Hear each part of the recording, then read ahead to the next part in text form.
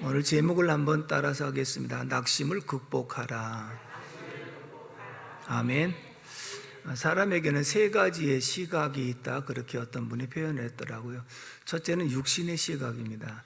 육신의 눈으로 볼 수 있는 것은 180도가 안 된다는 거예요. 앞에 있는 것, 눈앞에 있는 것만 볼 수 있다는 거죠. 그런데 눈에 보이는 것이 전부인 줄 알고 살아가는 사람들을 어리석다, 그렇게 표현. 왜? 보이지 않은 세계도 더 많거든요. 또 한 가지는 정신적인 시각이 있습니다.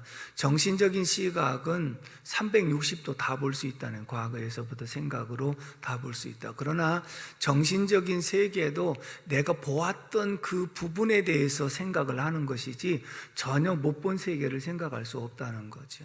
세 번째는 영적 시각이 있는데, 영적 시각은 전체 전후좌우를 다 볼 수 있는 그런 시각이 있다. 그래서 우리는 사람의 관점에서 보는 시각을 인본주의라고 말한다면, 하나님의 관점에서 볼 수 있는 것을 영적인 시각이요 신본주의라 그렇게 표현하거든요. 그렇기 때문에 오늘 우리들은 어떤 문제가 있을 때 육신적인 시각으로 보면 그 문제에 한계가 있습니다. 정신적인 시각만 가지고도 그 문제를 해결할 수 없는 부분이 많습니다. 그러나 영적 시각을 갖게 되어지면 그 속에는 문제 해결책이 있는 줄로 믿습니다. 자, 우리가 이렇게 생각해 볼 수 있습니다. 요셉에 대한 말씀인데, 요셉이니까 그럴 수 있었지, 요셉이니까 그걸 극복할 수 있었지, 이렇게 생각하는 것은 육신의 관점이에요. 성경은 요셉이 훌륭한 사람이었다고 드러내기를 위해서 기록한 것이 아니라 요셉과 함께 하시고 요셉을 이끄신 분이 하나님이시라는 사실을 나타내려고 기록한 줄로 믿습니다. 그렇다면 결국은 하나님 관점에서 볼 때 하나님이 어떤 분이신가를 나타내려고 기록한 말씀인 것처럼, 오늘 우리들은 어떤 문제를 접근할 때 바로 영적 시각을 갖고 접근할 필요성이 있다. 오래전에 영화 가운데 저 높은 곳을 향하여 주기철 목사님 일대의 길을 그린 영화가 있었거든요.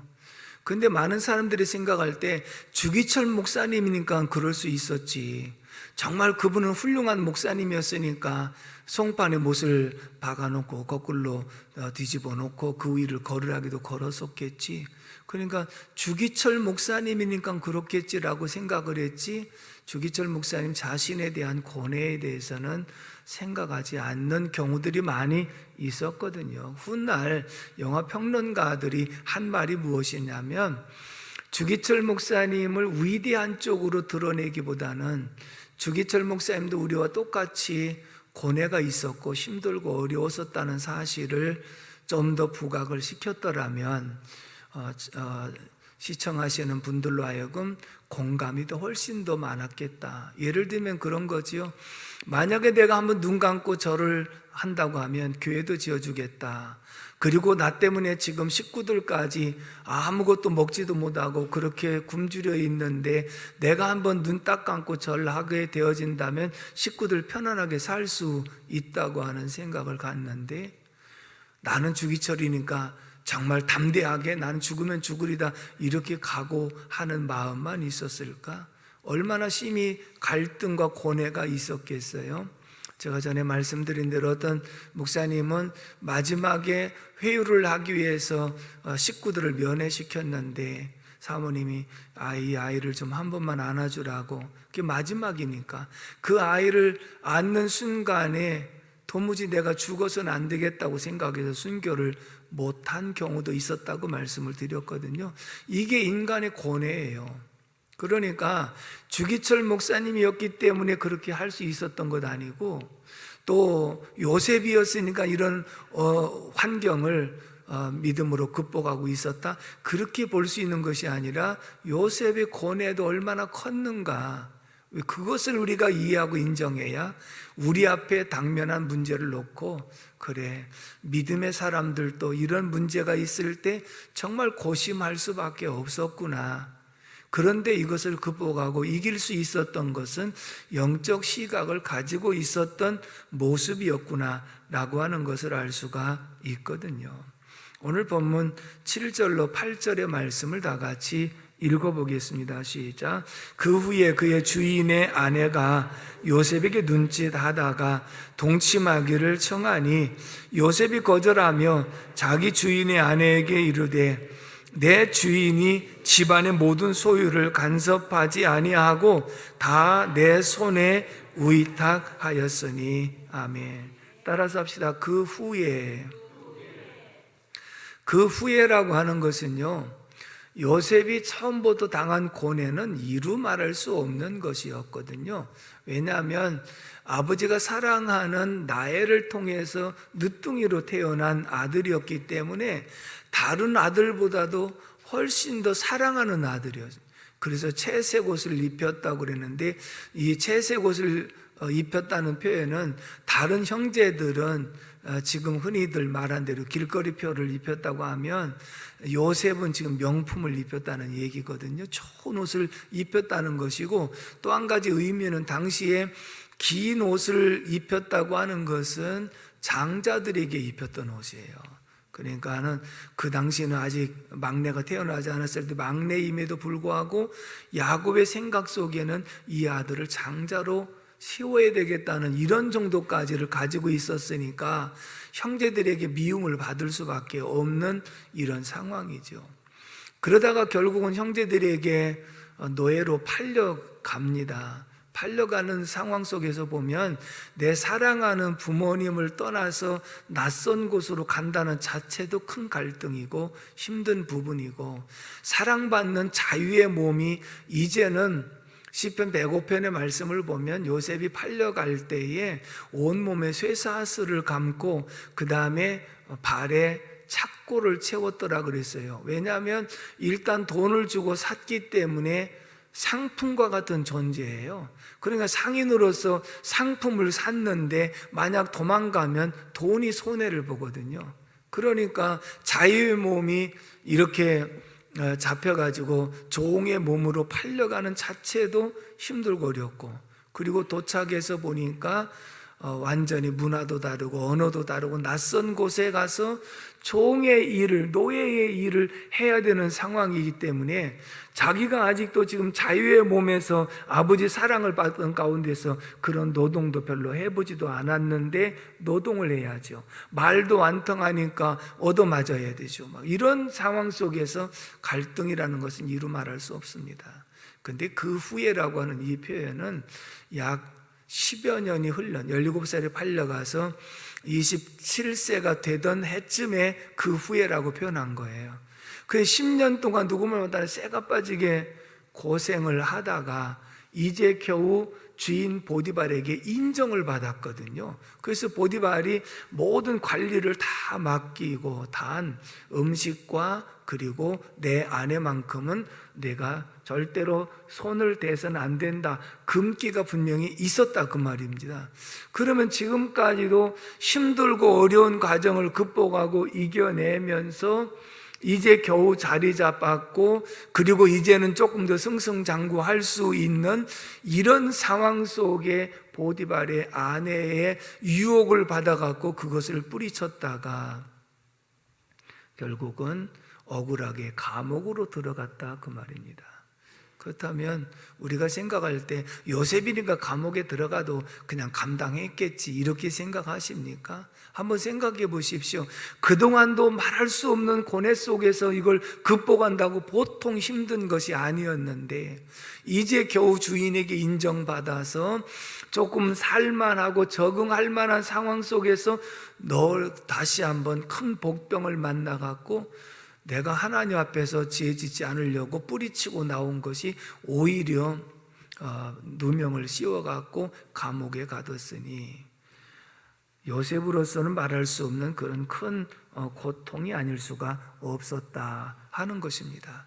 우리가 코로나로 인해서 자영업자들이 문을 닫은 경우들이 너무 많고, 그리고 극단적인 선택을 한 사람들이 너무 많습니다. 다시 말하면 우리 사람들의 관점에서 바라볼 때는 내가 원치 않은 일을 만날 때 자존심도 상하고, 그 다음에 먹고 살기가 너무나도 힘들고 어렵다고 그래서 유명을 달리하기까지 이렇게 극단적인 선택을 하는 경우도 많은데, 요셉은 지금 이것과 비교할 수 없는 10여 년 동안의 그런 고통이 있었던 그런 모습을 볼 수 있었다는 것이거든요.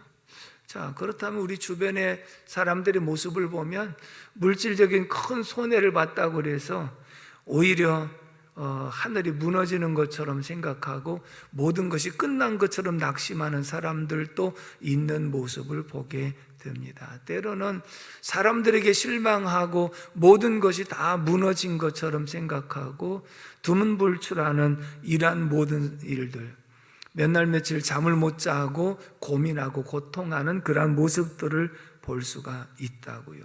그렇다면 요셉은 이런 일을 만났을 때 요셉이니까 잠을 쿨쿨 잘 자고 얼마든지 모든 것을 잘 극복하고 이겨낼 수가 있었겠는가? 요셉의 입장에서 이런 겁니다. 나는 왜 하는 일들마다 이렇게 꼬이고 그리고 하는 일들마다 뒤틀리고 안 될까? 노예 생활에서 겨우 이만큼 극복해냈는데 여기서 10년 동안 쌓아놨던 이 공든 탑이 하루아침에 무너져 내린다고 할 때 이 공든 탑이 무너지면 내 마음까지도 함께 무너질 수밖에 없는 것이고, 무엇보다도 내가 하나님을 믿는 것을 주인도 알고 그 다음에 주변에 다른 하인들도 다 알고 있는데 나로 인해서 하나님의 영광을 가리운 게 너무 안타깝고, 나로 인해서 하나님을 믿는다고 하는 사람이 주변의 사람들한테 하나님의 영광을 가리우는 이러한 모습을 생각할 때 요셉의 마음속에는 정말 무너져 내릴 수밖에 없었던 이런 일들. 그래서 낙심의 요소가 한두 가지가 아니었다. 낙심, 한자의 낙자는 떨어질 낙자거든요. 마음심자, 마음이 떨어진 거예요. 그 말은 마음이 무너져 내렸다는 거예요. 그러면 아예 마음을 잃어버렸다는 얘기인데, 사람이 낙심하면요 기도도 안 돼요. 찬송도 안 나와요. 누구 만나고 싶지도 않아요. 결국은 이 낙심이 심하면 우울증까지 가고, 그래도 심하면 오히려 또 극단적인 선택까지 하는 이러한 모습이 낙심이라고 하는 것이거든요. 그렇다면 요셉이기 때문에 낙심의 요소가 없었나요? 요셉도 사람인데 낙심의 요소가 없을 수가 없잖아요. 외국의 마크 뷰캐넌이라는 사람이 낙심에 대한 예화를 이렇게 기록한 것을 보았습니다. 마귀가 중고 물품을 가게에서 팔고 있었습니다. 그런데 중고 물품인데 굉장히 비싼 물건이 하나 있었습니다. 그래서 그게 뭐니까 바로 탐욕이라고 하는 물건이었거든요. 탐욕이라는 물건. 왜? 마귀가 믿는 사람들에게 탐욕을 심어주면 그것이 눈이 멀어가지고 하나님이고 뭐고 다 뒤로 하고 탐욕을 쫓아가다가 망하는 경우들을 보기 때문에 마귀가 이 탐욕이라는 도구를 아주 비싼 값에 팔고 있었습니다.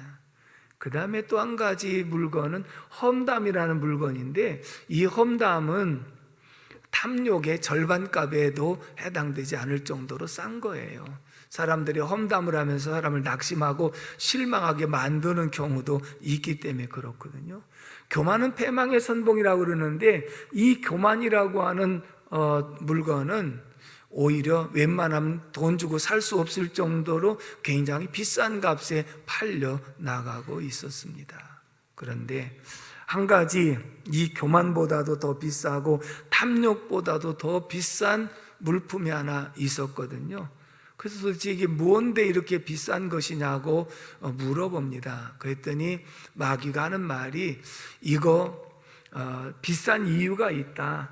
사람들을 넘어뜨리는데 탐욕으로도 안 되고 험담으로도 안 되고 어떤 또 다른 교만으로도 안 되고, 그럴 때 이 물건을 갖다가 딱 주면 그냥 한 번에 넘어졌다. 그렇기 때문에 이것이 비싼 값으로 팔릴 수밖에 없는 것이다. 그것이 뭔데요?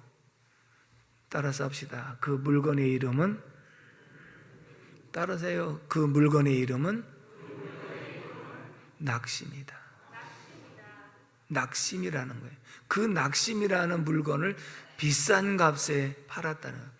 마귀가 지금까지 많은 사람들을 넘어뜨리는데 도구를 사용해 보니까 탐욕도 넘어지고 교만도 넘어지고 험담하는 것도 실망하고 넘어지기도 하지만 낙심이라는 도구를 갖다가 심어주면 그냥 한 번에 무너지더라 하는 거예요. 우리가 지금까지 생활에 오면서 낙심할 요소가 한 번도 없었나요? 어떤 때는 이제는 정말 하늘이 무너지는 것 같고 모든 것이 끝난 것처럼 생각할 수도 있었던 문제들이 있지 않았습니까? 그래서 도무지 감당할 수 없었다고 생각하는 문제가 있었다고요. 그렇다면 지금 현재 요셉의 마음은 어떨까요?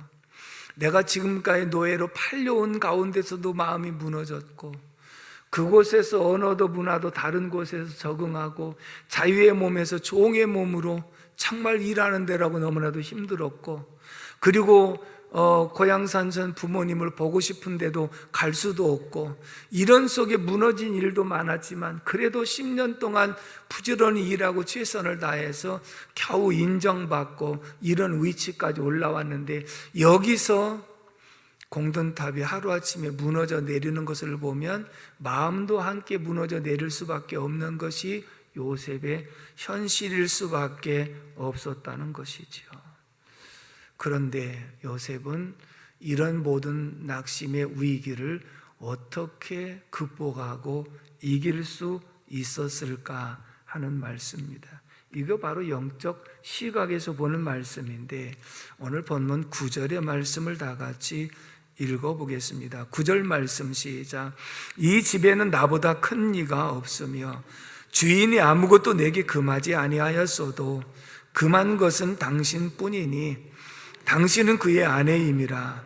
그런즉 내가 어찌 이 큰 악을 행하여 하나님께 죄를 지으리까. 아멘.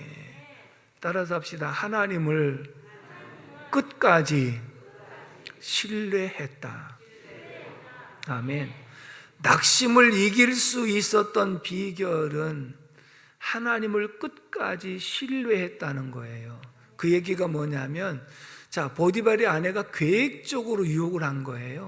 다른 종들을 다 집 밖으로 이런저런 일을 시켜서 내보내고 아무도 없는 가운데 요셉을 불러들여서 유혹을 하는 이런 상황이었거든요. 그런데 요셉이 한 말은 무엇이냐면 내 주인이 당신과 음식에 대한 것만 금하였고 아무것도 금한 것은 없다. 그런데 내가 어떻게 이 큰 악을 행하여 하나님 앞에 죄를 범하겠느냐라고 하는 말씀입니다. 이 말은 정말 27살 먹은 청년으로 설기방장한 가운데 생각 한 번만 잘못하게 되어지면 내 팔자를 고칠 수 있다고 생각할 수 있는 소지도 있음에도 불구하고 중요한 것은 아무도 보는 사람이 없어도 하나님이 보고 계신데 내가 어떻게 하나님 앞에 득죄하겠느냐라고 하는 이 말씀은 이런 상황 속에서도 하나님을 신뢰하는 마음이 변치 않았는 줄로 믿습니다. 사랑하는 성도 여러분, 우리가 낙심하고 절망하면 이제는 나 안 믿어. 하나님이고 믿음이고 뭐고 다 소용없어. 다 해봐도 소용없더라. 내가 10년 동안 공들었던 이 답이 하루아침에 다 무너진 걸 보면 하나님 어디 계시냐 이렇게 말할 수 있음에도 불구하고 요셉은 끝까지 하나님을 신뢰하는 그 중심이 하나님께서 회복시키는 역사가 있게 된 줄로 믿습니다. 왜냐하면 꿈을 2번 주셨던 하나님, 그 하나님 앞에 내가 어찌 됐든지 어떤 일을 만나도 원망하지 않고 불평하지 않고 낙심하지 않았던 것이 이겨낼 수 있는 힘인 줄로 믿습니다. 왜 그러냐? 로마서 8장 28절에 하나님을 사랑하는 자 곧 그의 뜻대로 부르심을 입은 자들에게는 모든 것이 합력하여 선을 이루느니라. 하나님, 오늘 분명히 안 되는 것, 내 마음이 무너지는 것 하나님은 아시고 보셨으니 분명히 합력의 선을 이루실 줄로 믿습니다. 하나님이 유익하게 하실 줄로 믿습니다. 제 마음 중심에 하나님 신뢰하는 이 마음만큼은 변함이 없는 것을 고백합니다. 내가 억울하게 누명을 쓰고 감옥에 들어가는 한이 있더라도 나는 하나님 신뢰하는 이 중심만큼은 변함이 없습니다. 그런 중심인 줄로 믿습니다. 볼까요? 옆에 40장 7절에서 8절의 말씀을 읽어보도록 하겠습니다. 40장 7절 시작. 요셉이 그 주인의 집에 자기와 함께 갇힌 바로의 신하들에게 묻되 어찌하여 오늘 당신들의 얼굴에 근심의 빛이 있나이까? 그들이 그에게 이르되 우리가 꿈을 꾸었으나 이를 해석할 자가 없도다. 요셉이 그들에게 이르되 해석은 하나님께 있지 아니하니까 청하건대 내게 이르소서. 아멘. 이 말이 무슨 뜻이냐면 억울하게 누명을 쓰고 지금 감옥에 갔어요. 웬만한 사람 같으면 공든탑이 하루아침에 무너져 버렸기 때문에 나 이제 하나님이고 믿음이고 아무것도 소용없다고 생각하고 낙심한 가운데 감옥에 들어가서 원망하고 불평할 수 있는 소지가 있잖아요. 그런데 감옥에 가서도 바로 이 전 사물을 간수장이 다 요셉에게 맡겨요. 근데 마침 하루는 술 맡은 관원장, 떡 맡은 관원장이 아침에 보니까 얼굴이 근심이 있어요. 왜 근심이 있느냐? 어제 저녁에 우리 둘이 꿈을 꿨는데 그 꿈을 해몽해 주지 못하니까 근심이 있도다. 그때 요셉에게서 튀어난 말이 무엇이냐면 꿈의 해몽은 하나님께 있지 아니하나이까. 이 말은 억울하게 누명을 쓰고 감옥에 들어왔음에도 불구하고 하나님을 신뢰하고 있었기 때문에 그들이 근심할 때 꿈의 해몽은 하나님께 있지 않습니까? 변함없이 감옥에 들어가기 전에도 하나님을 신뢰했고 감옥에 억울한 누명을 쓰고 들어왔어도 하나님을 신뢰하고 있었고 그리고 감옥 생활을 하면서도 하나님을 신뢰하고 있었다는 것이 이게 바로 영적 시각에서 눈에 보이는 것 때문에 낙심하지 않고 정신적으로 내가 봤던 것 때문에 낙심하고 실망하지 않고 무한한 하나님을 신뢰하는 그 중심에 하나님께서 그에게 믿음대로 되게 하시고 은혜를 베풀어 주셔서 극복하게 하신 줄로 믿습니다. 다니엘의 세 친구가 느부갓네살 왕이 금신상을 만들어 놓고 모두 다 그 앞에 절하도록 명령이 떨어졌습니다. 다니엘의 세 친구들 절하지 않다가 잡혀왔습니다. 마지막 기회를 주겠다. 지금이라도 너희들이 절하면 살려주겠다.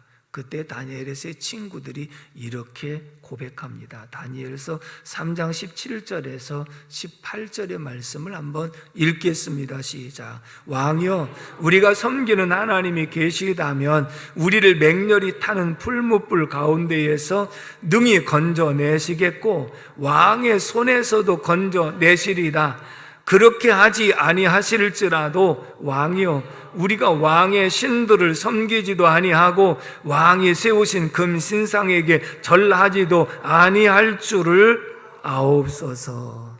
아멘.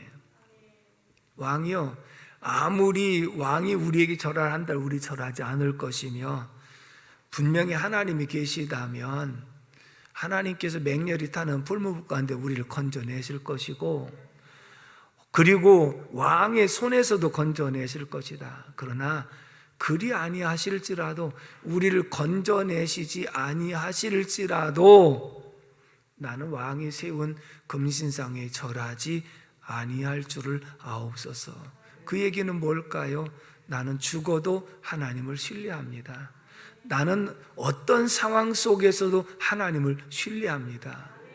이것이 다니엘의 세 친구의 중심이었잖아요. 극렬히 타는 풀무불 가운데 세 친구들이 던져졌지만 한 사람이 더 그곳에서 왔다 갔다 하면서 나중에 건져냈더니 옷 하나 걸리지 않고 머리카락 하나 타지 않은 줄로 믿습니다.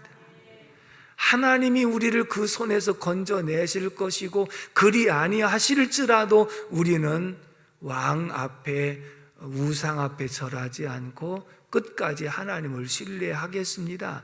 이것은 육적인 시각으로 도무지 생각할 수 없는 부분, 정신적인 시각으로 도무지 해결할 수 없는 문제인데, 영적 시각에서 하나님을 신뢰하고 하나님을 의지하는 가운데 이 문제는 근본적으로 해결되게 된 줄로 믿습니다. 로마서 14장 8절에 이런 고백이 있습니다. 한번 읽어볼까요? 시작. 우리가 살아도 주를 위하여 살고 죽어도 주를 위하여 죽나니 그러므로 사나 죽으나 우리가 주의 것이로다. 우리가 살아도 주를 위해 살고 죽어도 주를 위하여 죽나니 그러므로 우리가 사나 죽으나 우리가 주의 것이로다. 그래서 예수님 부활이고 생명이시기 때문에 우리 살아서 나를 믿는 자는 영원히 죽지 않고 나를 믿는 자는 죽지 아니하리라고 하신 그 약속의 말씀처럼 요셉은 이 모든 낙심의 요소를 극복할 수 있었던 것은 살아도 주를 위해 살고 죽어도 주를 위해서 죽는 하나님을 끝까지 신뢰하는 믿음이 극복한 줄로 믿습니다. 사랑하는 성도 여러분, 여러분들이 지금까지 오시면서 또 앞으로 살아가면서 내가 원치 않은 어려운 일을 만날 수도 있습니다. 도무지 감당할 수 없어서 찬송도 안 되고 기도도 안 되고 정말 낙심할 수 있는 요소가 있을 수도 있다는 겁니다. 그러나 그 모든 것을 극복하고 이겨낼 수 있는 비결이 있다면 하나님을 끝까지 신뢰하는 것. 하나님, 어떤 상황을 만나도 저는 하나님을 신뢰합니다. 저는 하나님 의지합니다. 끝까지 하나님을 믿습니다.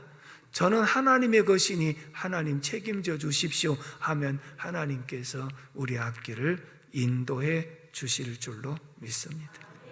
마지막에 두 번째 8절 9절을 다시 읽어보도록 하겠습니다. 8절 9절 시작. 요셉이 거절하며 자기 주인의 아내에게 이르되 내 주인이 집안의 모든 소유를 간섭하지 아니하고 다 내 손에 위탁하였으니 이 집에는 나보다 큰 이가 없으며 주인이 아무것도 내게 금하지 아니하였어도 금한 것은 당신뿐이니 당신은 그의 아내임이라. 그런즉 내가 어찌 이 큰 악을 행하여 하나님께 죄를 지으리까. 아멘. 따라서 합시다. 사랑과의 신의를 지켰다. 아멘이십니까? 보디발이 요셉에게 모든 것을 맡겨줄 때 내 모든 살림을 다 너한테 맡긴다. 그러나 단 음식과 아내만큼은 너한테 맡길 수가 없다. 그래서 요셉과 보디발 사이에는 금기 사항이 분명히 있었다고요. 그런데 이때는 보디발도 출근하고 없을 때이고 아무도 보는 사람이 없었습니다. 그렇지만 요셉의 마음속에는 모든 것을 보시는 하나님 앞에 내가 어떻게 덕지하겠느냐, 하나님 신뢰하는 믿음이 있었고, 비록 보디발이 보지 않고 있다 한다 할지라도 내가 그분과의 약속, 그분과의 신뢰를 저버릴 수가 없다. 이것을 지킴으로써 이런 요소들을 이겨낼 수 있었는 줄로 믿습니다. 우리는 이런 신뢰를 지키려고 할 때 내가 어기려고 하게 되어지면 양심의 소리가 불안하게 아니라고 말합니다. 양심의 소리는 내 편이 아니라 하나님 편인 줄로 믿습니다.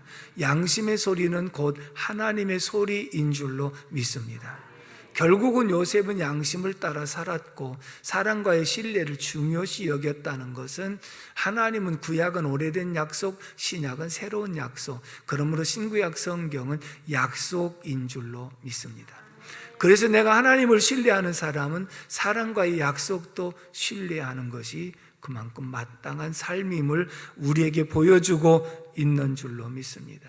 결론은 우리가 하나님을 신뢰하고 하나님 은혜 안에 사는 사람들에게도 인간적인 유혹이 올 수 있고 원치 않는 낙심의 요소도 있을 수 있다. 그러나 그런 연단과 고난 속에서도 극복할 수 있는 비결은 육신의 시각도 아니요 정신적인 시각이 아니라 영적 시각으로 하나님의 관점에서 하나님, 어떤 상황에도 저는 하나님을 신뢰합니다. 끝까지 하나님을 믿습니다. 하나님을 의지합니다 하는 하나님 신뢰하는 것과, 하나님, 저는 사랑과의 약속, 사랑과의 신뢰를 반드시 지키며 살겠습니다 할 때 온전한 이 모습 속에 하나님이 함께 하심으로 형통한 자가 되게 하실 것이고, 모든 것을 극복하고 이겨낼 수 있게 하시는 줄로 믿습니다. 기도하겠습니다. 고마우신 하나님 아버지, 은혜와 사랑을 진심으로 감사를 드립니다. 오늘도 저희들을 사랑하여 주셔서 낙심하는 상황 속에 이를지라도, 유혹과 핍박이 다가온다 할지라도 나는 살아도 주를 위해 살고 죽어도 주를 위해서 죽나니 내가 사나 죽으나 주의 것임을 고백하고 믿음의 주 온전케 하신 예수를 바라보고 나갈 수 있도록 인도하여 주시옵소서. 하나님을 끝까지 신뢰함으로 극복하고 이겨낼 수 있도록 도와주시옵시고, 사랑과의 신뢰를 저버리지 않게 하시고 이 신뢰를 극복하고 이겨낼 수 있도록 도와주시기를 원합니다. 사랑하는 성도들, 힘들고 어려운 문제가 있을 낙심하지 않게 하시고 주님을 바라보고 극복하고 이겨낼 수 있도록 도와주시옵시고, 끝까지 믿음으로 승리하며 나갈 수 있도록 인도하여 주시옵시며, 현실의 어려운 모든 문제들을 주님 은혜 안에서 하나씩 해결해 주시옵시고 잘 극복하고 이겨낼 수 있도록 도와주시옵소서. 간절히 바라옵고 예수님의 이름으로 기도 올리옵나이다. 아멘.